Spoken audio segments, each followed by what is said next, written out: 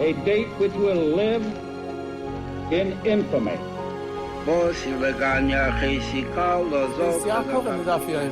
Both of those projects, initiatives, got off the ground because of the Guerrilla. For the 11 Olympic team members slain in West Germany, the Olympic Games... Zugerecht waren Brüder in Amerika. So tausend Schabbos at the Skizzar. Out of the 24 who were killed were Americans who had come to learn in Breckinridge. I say 1 million Jewish children who were made to be cut loose.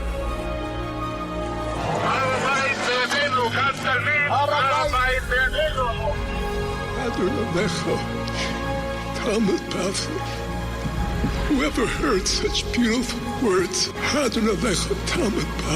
It is never too little. It is never too late. And it is never enough. Jewish History Soundbites, bringing alive the world of our glorious past. Here is our host, live from Jerusalem, Jewish historian and tour guide, Yehuda Gerber with Jewish History Soundbites, and this episode is different than the regular episodes we have on this podcast. Very different kind of podcast this time. It's a review about the story of the United States and the Holocaust as explained through the recent Ken Burns documentary, a 3-part documentary, 2 hours each, so it's 6 hours of documentary just put out, and I just wanted to give an overview of the topic and review the story as it's seen through there, and a little bit of my take on it. So the reason I thought to do something different this time is because this thing just came out, this Ken Burns documentary, US and the Holocaust, and I've been getting tons of emails from many, many listeners about it. It seems like everyone in the world saw it already, and I'm like the last one to have gone to see it, to be able to see it. I finally got around to it. It took me a while. I mean, it's 6 hours long, so it took, from when I started till I finished, took a couple of weeks also. So a lot of people asked my opinion about it, and I decided if so many people are asking, then I might as well do an episode about it. So that's the goal here. And Ken Burns in general, if you like the historical documentary genre, he's probably the best one out there in general. So if you like documentaries, like historical documentaries, then you probably like Ken Burns. They're usually very long, and if you have the patience to go through the whole thing, then they're excellent. He's, in this series that he made about the U.S. and the Holocaust kind of follows his standard pattern. You can see that it's his style, what he did about Vietnam and World War II, and he did baseball and jazz and many, many others. And so it's uniquely his project and his style, and very well done artistically, and using the footage and the text and the interviews, all that mix that he's known for, and it's done impressively well here. So that's as far as the style is concerned. However, I want to talk about the content, the history. That's what concerns me more than the artistic, the aesthetic quality of it, which is obviously important as well. The theme of the series that he was trying to bring out, and it's the one that caught me most by surprise, and definitely was its biggest asset and success, is the fact that it's the United States and the Holocaust. In other words, when we're used to bringing up this topic, we would phrase it as rescue attempts from the United States and the Holocaust, what the United States could have and should have done during the Holocaust, Roosevelt and the Holocaust, the State Department and the Holocaust, the American Jewish community and the Holocaust, what they did, what they didn't do, what they should have done, what they could have done, but they didn't do. In other words, all those is what the standard narrative is. But this is not what this series is about. It's viewing the Holocaust in its entirety from an American perspective, and covering all aspects of that. It's a very fresh, a very important, and a very complete perspective that I've never seen before, not in a book, not in a documentary, not anywhere else. So that I found was to be the best part of it, is that it's telling the story of the Holocaust. In fact, I would say more than 50% of the 6 hours, maybe even the majority of it, is really telling the story of the Holocaust itself. It's not even talking about the United States, it's talking about the Holocaust in Europe. So what makes it American? It's because it's constantly from the American perspective. What is being reported in the United States newspapers, what people know, what Jews know in the United States from relatives of theirs who are there during the 1930s and even during the Holocaust itself. And in other words, the whole thing is developing a story, a narrative of the Holocaust, of the actual Nazi rise to power, the Nazi laws against Jews in Germany in the 1930s, the Nazi invasion of Europe and occupation of Poland, the ghettos, and then eventually the final solution itself, all from the perspective of the United States of America. The general society as well. It's not uniquely Jewish America. It's the general society in America primarily. So therefore, it's a complete story. And rescue attempts, and Roosevelt, and the American government, and the State Department, and the American Jewish community, and what they should have done, what they could have done, and what they didn't do, and what they did do, is definitely an element of the story. It's a component of the story, but it's not the entire story. It's United States and the Holocaust. That was a very fresh perspective that I found the most compelling part of this documentary, and I found it very, very well done. And it goes chronologically, and I'll just go over a few points that he goes through. First of all, I found it very well done at the outset, an overview of immigration to the United States, specifically of Jewish immigration from Eastern Europe to the United States during the Great Immigration, and how and when it stopped. And what was the United States policy of why it stopped? The Johnson-Reed Act in 1924 that brought an end to immigration that I've discussed many times on this podcast. And it talks about immigration because that's going to serve as a background, because the primary role that the United States potentially could have played in the Holocaust, or what it played by not having, was immigration. And the United States, very little that it could have done to actually have prevented the Holocaust, probably nothing, but it could have allowed more immigration, and it didn't, and that is a major theme of the story, and talks about immigration to the United States in general, and how when it stopped, and therefore when it stopped, and then a few years later, Hitler rises to power in Germany, and there are German Jews who are trying to get out, and the United States has these strict immigration quotas that were put in place several years earlier.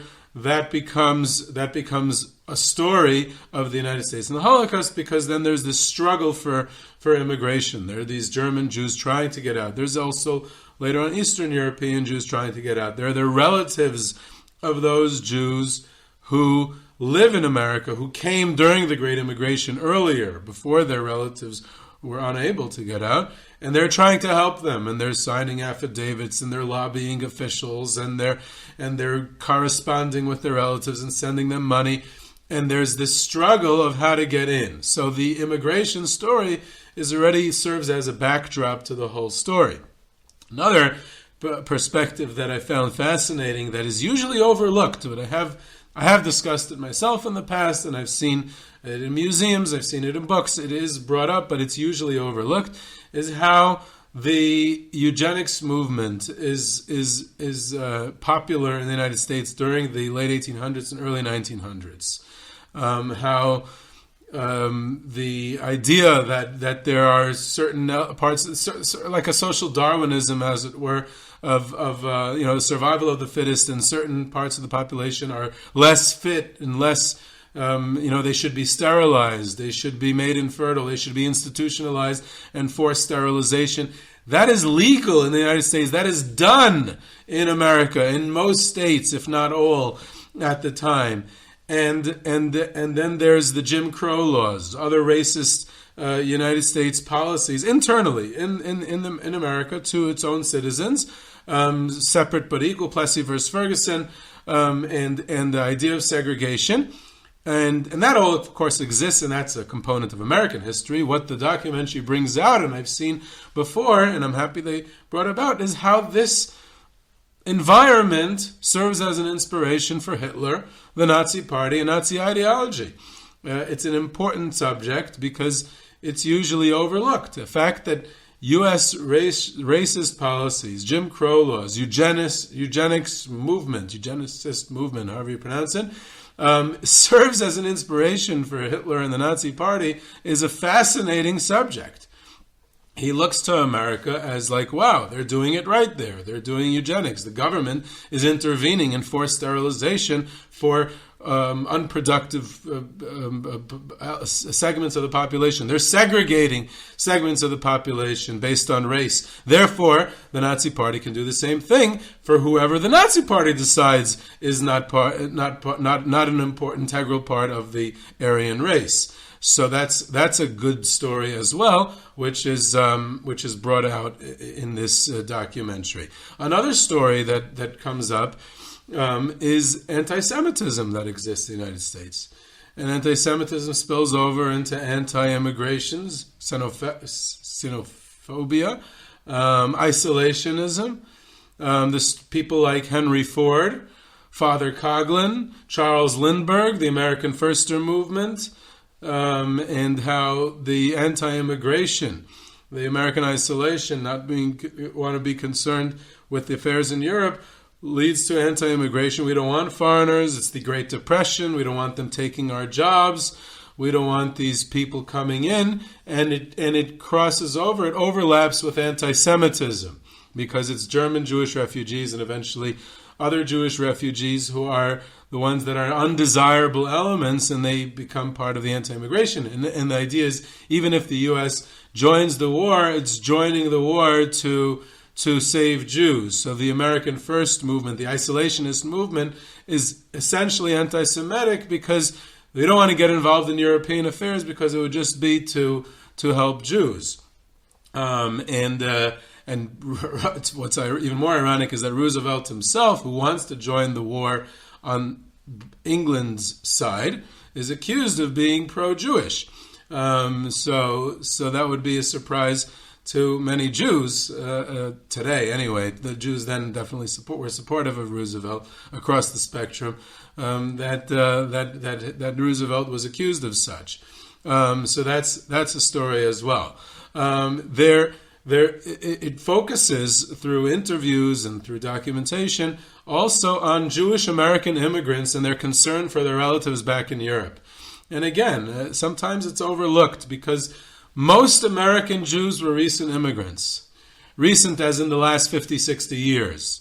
So they right in the 1930s, so the Great Immigration essentially started in the 1880s. So almost all American Jews had come to the country within the last half a century or so. And therefore, almost all of them have a significant number of relatives back home. Many of them are part of Landsmannschaft from their towns or regions of origin. Many of them maintain a correspondence. Many of them maintain financial support. Many of them have visited. Many of them have pictures of their family back home. There's a strong connection.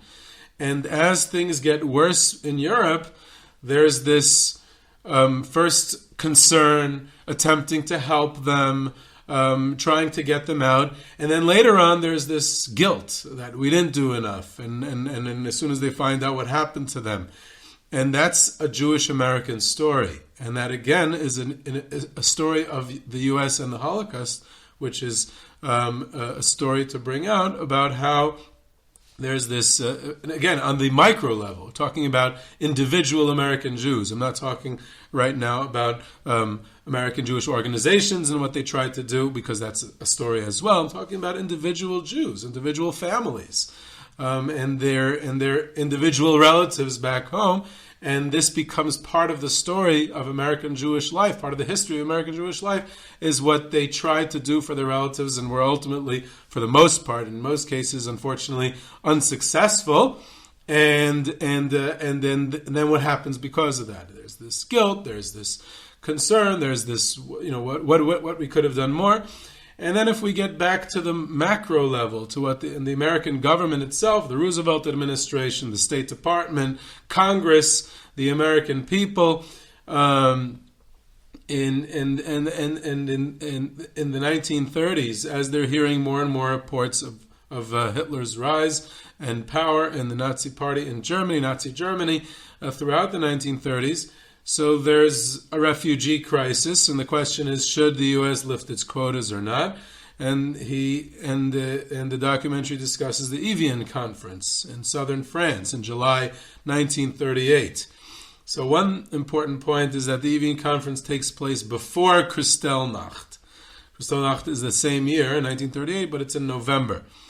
One of the what ifs I always wonder about is, had the conference on refugees, which was attended by, I think, 32 countries, if I'm not mistaken, at this conference, had representatives there to discuss the refugee crisis and which countries would take them in. And aside from the Dominican Republic, which agreed to take Jewish refugees to their credit, and they took several thousand, I think 4,000 or 5,000 is the number, but no other country at the conference agreed to take any refugees. I always speculate, a what if of history, had the Evian Conference taken place after Kristallnacht, which shocked the world, which shocked the American people, which shocked everyone, would the conference have resolved things differently? Would more Jewish refugees have been allowed in? There's a lot of reason to speculate that it would not have made a difference, and the countries of the world would not have allowed Jewish refugees in, but obviously that's merely speculative because it happened before. But in any event, the Evian Conference, Roosevelt, his representative there, did not even attempt to take in refugees because the American government was not going to change its position on quotas. Now, what's interesting is that the documentary discusses four different components of this attitude towards Jewish refugees. There's Roosevelt himself. There's the United States Congress, which creates the quota system and keeps it in place. There's the State Department, and then there's the American people. And we usually, bunch them all into one. It's America, right? But he separates them, which is interesting to see because at times Roosevelt actually comes out looking in better light. Eleanor Roosevelt, or even the president, because the Congress was very isolationist at the time. The American people were very isolationist. The State Department usually comes out looking the worst. They were sometimes, very often, outright anti-Semitic.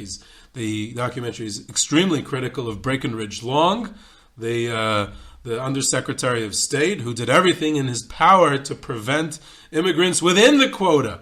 Even the refugees who got into the quota, to make bureaucratic hurdles and extra paperwork to file and all kinds of ways to stop it completely. He's actually Breckinridge Long explicitly stated that his goal was to prevent any immigrants from arriving. He didn't want anyone coming in, even within the quota. So it's very critical of the State Department. And it's critical of the American people for being isolationists, for the United States Congress, who wouldn't even consider changing the status quo as far as the immigration quotas are concerned, which only Congress could change. And it was less critical of Roosevelt, which surprised me. I wasn't aware, and it's something I would like to look into more, is that at least in the 1930s, when it comes to during the war years, it's a bit different. So you can't conflate and confuse the two. Different time periods are obviously different things. But it seems that during the 1930s, Roosevelt was more open to the idea of changing the quotas and allowing refugees in, specifically even Jewish refugees in. And it was it was Congress, the American people, and especially the State Department who was not interested, at least at this point. Then, then of course, Kristallnacht is discussed.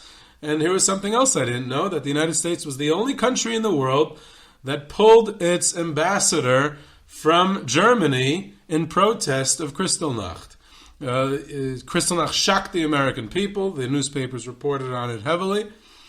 But of course that didn't help, and also it didn't change U.S. policy. And there we come to this tragic story of the St. Louis, the boat that was supposed to bring 900 plus German Jewish refugees to German and Austrian Jewish refugees. Austria is, of course, in the Nazi Reich at this point.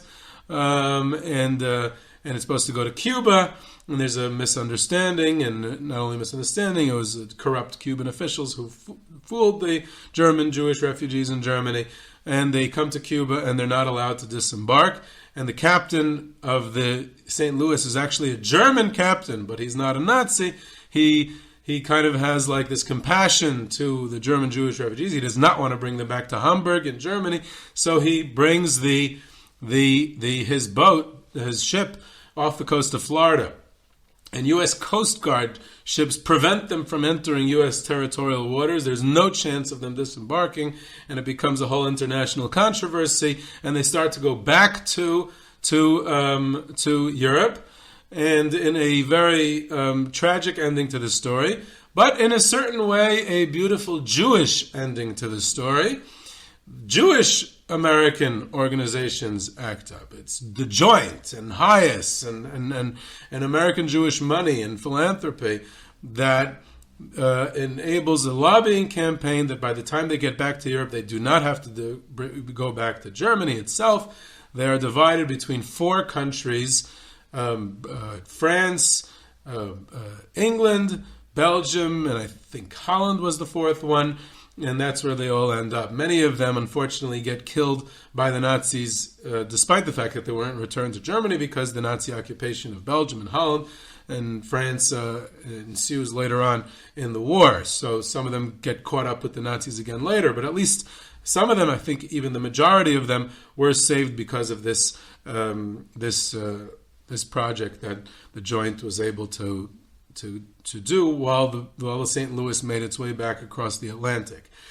There are German Jews who arrive in the United States, and then they try to save their own relatives. And then what the documentary does well is many interviews with German Jews, with Austrian Jews. Later on, as the war begins, it's also with Polish Jews and survivors. Holocaust survivors are telling their own story, which is always a powerful message, and it's great to hear from survivors themselves and refugees, and it's heartbreaking at times. You see this story of a German Jew who was able to get there himself. He had a relative sponsor him, but that relative was unable to sponsor the rest of his family because he couldn't show enough financial assets. So he goes as a teenager himself, and he's one mission in mind is to get his family out. And he finally is able to find a compassionate sponsor for his family to sign the affidavit, and they go to a lawyer to sign the papers, and it's the survivor, the German Jewish refugee, who's now an old man, but he was a teenager, a 15, 16-year-old kid at the time. He describes it, he emphasizes the point that it was a Jewish lawyer, a Jewish American lawyer, and he asks the sponsor what he does for a living, and he says, I'm a professional gambler. So he says, well, the law is that you have to be a reputable person and in a reputable business, and I can't have you be the sponsor of this person. And this kid starts to cry. He says, this is the only chance I have to get my family out. And this lawyer is not willing to bend the law, and he's not willing to have them sign the papers if the sponsor is not in a reputable business. So his family gets killed. This fellow's parents and siblings all are wiped out by the Nazis eventually.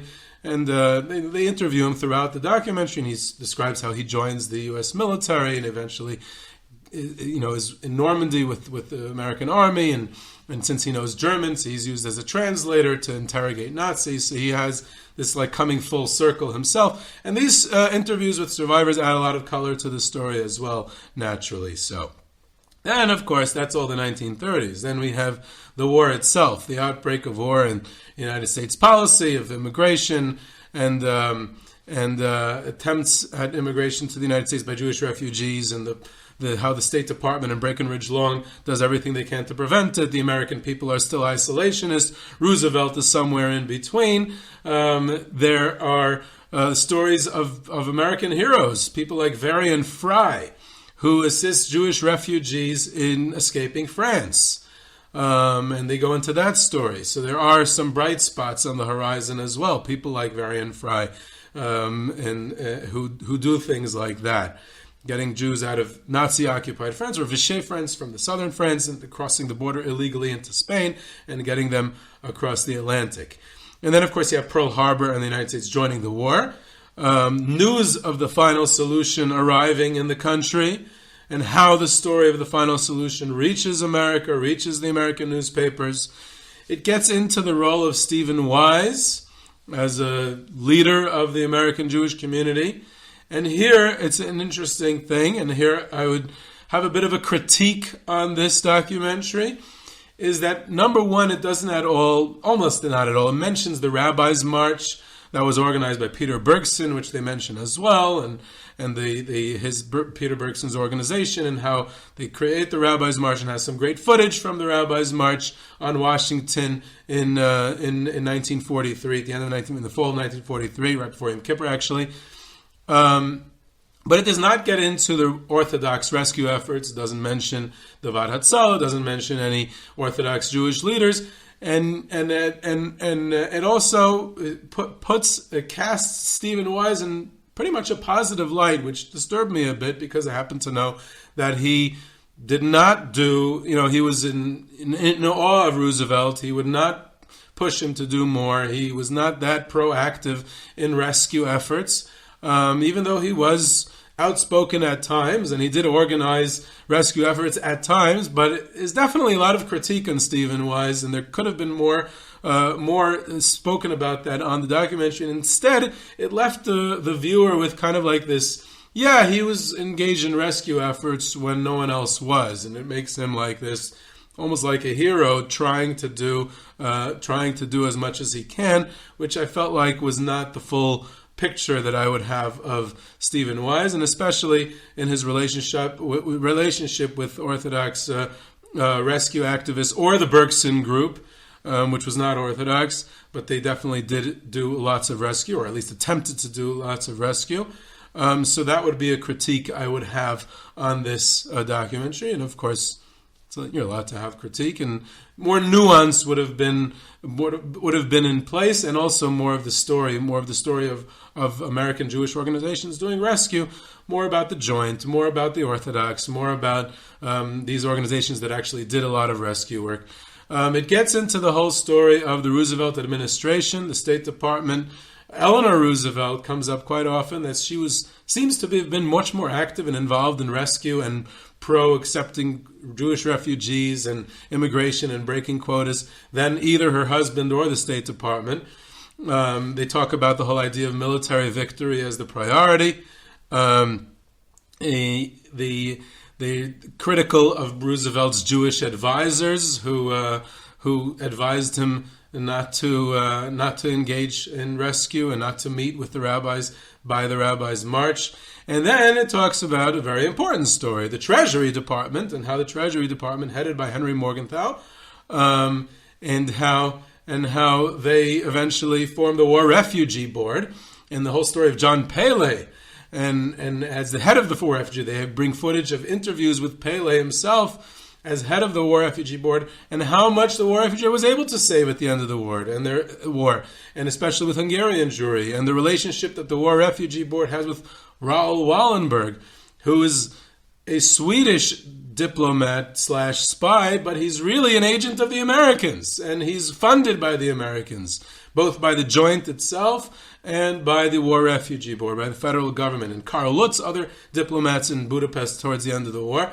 And the story of the War Refugee Board and people like Henry Morgenthau. Oh, and it's interesting they pointed out, I think I might have seen it once, but I didn't remember that Henry Morgenthau's father was the United States ambassador to the Ottoman Empire.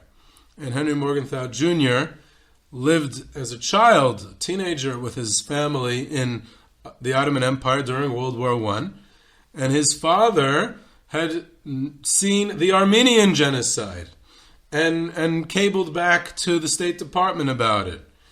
And therefore, Henry Morgenthau Jr., besides for being a Jew, a German Jew, an assimilated Jew, but a Jew nonetheless, he also had seen the earlier genocide that had taken place and that the world had done nothing. And he kind of like vowed to himself that if he would have the opportunity, he would never let that nothing happen. He would be, make sure that something is done. And that's a motivation. I don't think I knew that before. That was a motivation for Henry Morgenthau to get more involved and have the Treasury Department be the only agency in the United States government that did anything. And they're in charge of the War Refugee Board. And John Paley is the great head of that, who organizes as much funding and illegal funding even, to try to save as many Jews possible at the end of the war. And then it goes through the analysis of regarding the bombing of Auschwitz, which was, I'm happy the way they treated it, because I feel like that is a bit of a futile discussion. I don't think, from the available evidence that we have. Of course, the problem with the story of the potential bombing of Auschwitz is it's all speculation, because the bombing of Auschwitz did not happen. So we can only speculate, had it happened, what would have happened? So had they bombed the rails to Auschwitz, then nothing would have happened. It wouldn't have stopped anything, because the evidence shows that the Nazis were able to fix railways within a day. They were able to fix it usually within a day or two. Pinpoint bombing was impossible. They didn't even have forward bases until they got to northern Italy towards the end of the war. So the idea that they could have stopped the Holocaust by bombing the rails is, I think, a moot point. They could have bombed the camp itself, which probably wouldn't have hit the gas chambers. It probably would have hit the barracks and killed lots of Jews. I don't know how much good that would have done. And I think the documentary treated it well. It did say that it would have been a symbol. It would have given a chizik, kind of like, yes, the American government cares about us. The American military cares about us. It's sending a strong message to the Nazis. We know what you're doing here. And it could have done that, which I guess is something. So they did try to present all sides of the issue. I think they did a fair job with it. They even presented the side of pro-bombing Auschwitz, but they definitely, it seemed like they agreed with me that it would not have been, the American government could have done a lot more as far as immigration is concerned. I don't think they could have done much more as far as the bombing of Auschwitz is concerned, but this is a very emotional topic. People get very excited about it, and I've gotten lots of hate mail in the past from listeners who haven't liked it when I said it. So, go ahead. I'm ready for it this time as well. It also talks about the end of the war, liberation, and how the news reaches the United States. It talks about American soldiers confronting what happens by liberating the camps and liberating Buchenwald and Mauthausen and other places, the DP camps. And it also has a very important critique of American government policy after the war. The fact that the American Congress did not change the quotas even post-war. And you're like wondering, hey, you know about the Holocaust now. You know what happened. You've seen it all. You've heard it all. You know about the final solution. And now there's a few survivors in DP camps. You still can't let them in? And the answer is yes. The State Department still would not relax its policies until a few years later, and then they did all of a sudden allow them in. And so they, to their credit, eventually they were able to get there. In the late 40s, they were able to get, they relaxed the quotas somewhat and allowed survivors in. But for a few years after the war, they still did not change it. They brought it out very powerfully about relatives of Polish Jews, this family they followed from Bolechov in Poland, and how they found out after the war that the relatives that they were unable to get out were all killed. And this grandchild of these relatives, he related how his father kept the last letter he received from his brother in Bolachov in his pocket for the rest of his life. And he lived with this guilt, this terrible guilt. This letter from his brother saying, please help us get out. And his father tried everything he could and was not able to get his brother and his family out. And he carried that letter with him for the rest of his life, never recovered from it, never recovered from that guilt. And so that was a very powerful thing. It's 6 hours of material, so this review is not at all comprehensive. It's just summarizing the main points of the narrative. I would add one or two last things. They had a great angle with the Anne Frank story. Anne Frank, of course, is probably the most famous Holocaust victim. And what they bring out here is that Otto Frank, Anne Frank's father, tried to get to the United States. So the whole Anne Frank story could have had a much happier ending had the American immigration policy been different. And they're using that obviously as a metaphor. How many thousands, maybe tens of thousands, maybe even hundreds of thousands, obviously not all 6 million, the American immigration policy would not have ended the Holocaust, it would not have prevented the Holocaust, but at least some lives could have been saved. And they bring it out very, very well with this whole angle on Otto Frank about how he actually applied to the State Department. He went to the American Embassy, he got a sponsor, he filed the papers, but it just wasn't in time, it wasn't enough, it was not the quotas, he wasn't able to get in, and therefore we all know the ending of the Frank family story. They also had some great interviews with historians like Timothy Snyder, Deborah Lipstadt, some of these very, very prominent historians who articulate it very well, explain it very well, and they're, of course, fantastic, and they don't need my haskama. So there were some great stories there. And I felt overall it was pretty good, well done. There is the critique that I mentioned about both about Roosevelt and the American people. In other words, he shifted the blame more to the American people and the American Congress and the State Department, less on Roosevelt himself. And we have to, figure out how accurate that is. And there's the other point that I mentioned about Stephen Wise and the Orthodox, and that story. So that was the whole story, or most of the story, of the U.S. and the Holocaust. And it's an important story and should be talked about and researched further. So I hope this piqued your interest. This was Yehudi Geber with Jewish History Soundbites. You can reach me at yehudi@yehudigeber.com. For questions, comments, sources, tours, trips, sponsorships, and lectures, you can subscribe to Jewish History Soundbites on Podbean or your favorite podcast platform, and I hope you enjoyed.